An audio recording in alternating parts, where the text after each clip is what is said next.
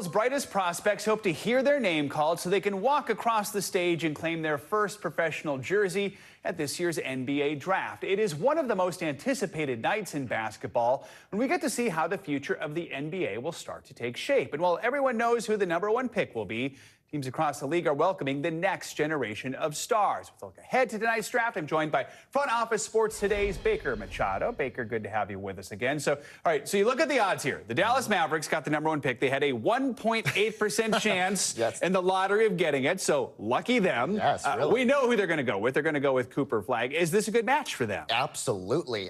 Yes, and as you mentioned, this is the surefire thing. Everybody knows what's going to happen with the #1 pick, Cooper Flagg, who a lot of people would say the best Duke freshman to ever come out of the university, and there's a lot of good players to come out of Duke, which is really saying something. But he's really going to be not just the face of this franchise, but also one of the many faces of the league. And also Cooper Flagg got the coveted LeBron James endorsement this week when LeBron said, I think he's going to be amazing. Now, Dallas Mavericks fans are very excited for this. They've already said that they've sold $8 million in new season ticket sales for the anticipation of Cooper Flagg, given the fact that there was so much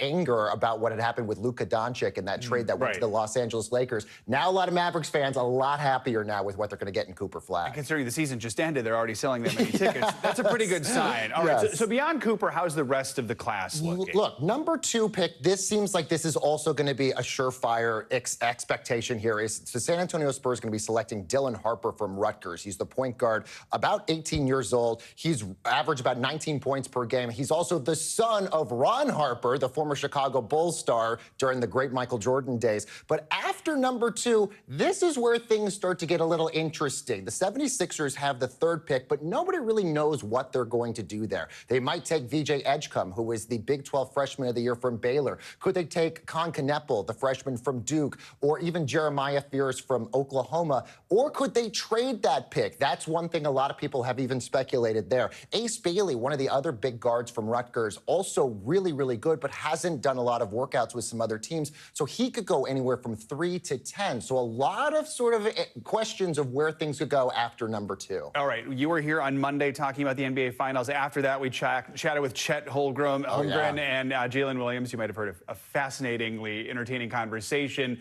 They were coy when you ask, hey, is this the beginning of a dynasty? They've got 2 first-round picks after winning the NBA championship. Pretty good for that. I mean, not only do they have 2 first-round picks, they have 20 draft picks over the next 6 years. And as you mentioned, 2 tonight, #15, and they could be the big surprise tonight. They could actually trade into the top 10 to continue this young dynasty that they've built after winning the NBA Finals just a few days ago. So if you see a player like Ace Bailey, who I just mentioned from Rutgers, if he slides a little bit, maybe Oklahoma City trades in to get him. All right. Baker Machado, good to have you with us. Thanks, Thank Jeff. you so much. Coming up.